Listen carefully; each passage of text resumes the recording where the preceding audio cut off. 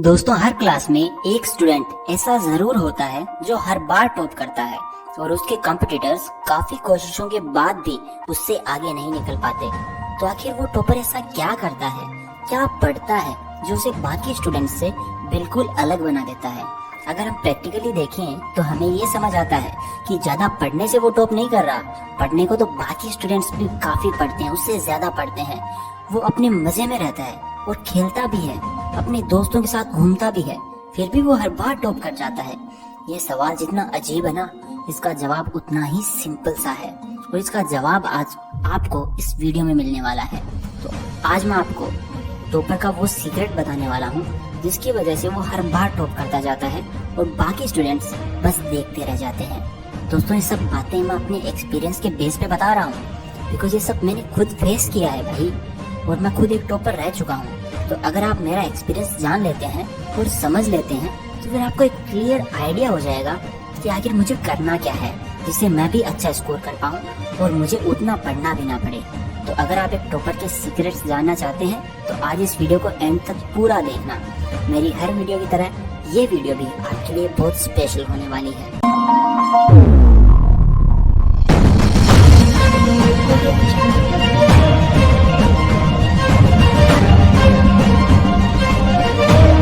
दोस्तों, अगर आपको याद हो तो इस वीडियो की शुरुआत में हमने अपने आप से एक क्वेश्चन किया था और वो क्वेश्चन ये था कि टॉपर स्टूडेंट जो होता है वो उतनी ज्यादा पढ़ाई ना करके भी टॉप कर जाता है और बाकी स्टूडेंट्स अपना पूरा जोर पढ़ाई पर लगा देते हैं फिर भी उससे पीछे ही रहते हैं। और मैंने आपको बताया कि इस सवाल का जवाब सिर्फ एक वर्ड में है। तो क्या आप वो वर्ड सुनना चाहेंगे? तो वो वर्ड है balance. Balance between student life and personal life. बस इतना सा सीक्रेट है। जो टॉपर स्टूडेंट होता है ना, वो अपनी लाइफ को इस तरह से बैलेंस रखता है कि जब वो पढ़ता है तब वो सिर्फ पढ़ता ही है, और जब वो बाहर घूमने जाता है या अपने दोस्तों के साथ होता है तो उस टाइम वो पूरी तरह से उनके साथ ही होता है। इसको हम प्रेजेंट मोमेंट में रहना भी बोल सकते हैं। वो हमेशा प्रेजेंट मोमेंट में जीता है कि जो वो काम कर रहा हूँ, चाहे मैं पढ़ाई कर रहा हूँ या खेल रहा हूँ, तो उस टाइम वो सिर्फ उसी काम के बारे में सोचता है और उसे अपनी 100% एफिशिएंसी के साथ करता है। और इस वजह से उस काम का जो आउटकम आता है, जो रिजल्ट आता है, वो भी 100% ही आता है, जो कि ऑब्वियस है। क्या हम अपनी लाइफ में ऐसा करते हैं? जी नहीं। जब हम पढ़ रहे होते हैं तो 36 चीजें साथ में चल रही होती हैं। क्या ये सही नहीं है? सही है।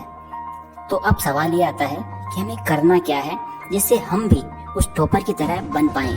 आपको कुछ नहीं करना है, बस आप बहुत ज्यादा कर रहे हो, यही आपकी सबसे बड़ी गलती है।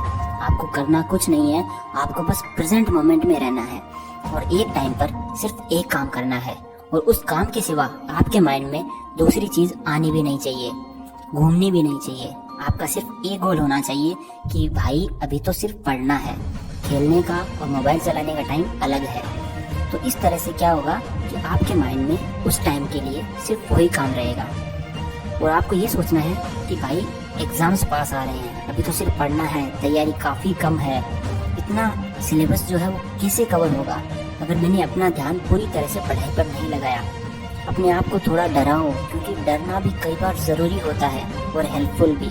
अपने आप से कहो कि भाई अगर इतने मार्क्स नहीं आए तो मेरा क्या होगा, क्या करूँगा, कहाँ जाऊँगा।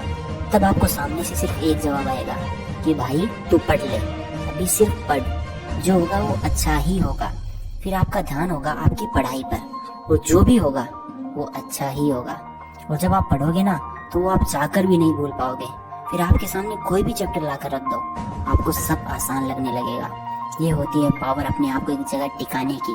इस तरह से आप भी अपने आप को डायरेक्शन दे सकते हो और आपके लिए भी अच्छे मार्क्स स्कोर करना कोई बड़ी बात नहीं होगी। कई बार हम क्या करते हैं, अपने आप को किसी से काफी छोटा समझने लगते हैं, जबकि रियलिटी ये है कि आप उससे ना तो कम हो और ना ही वो आपसे कम है, और ना ही आप उससे ज्यादा हो और ना ही वो आपसे ज्यादा है। फर्क बस इतना है कि उसने अपनी रियल पावर्स को पहचान लिया है और आप अभी अंधेरे में हो।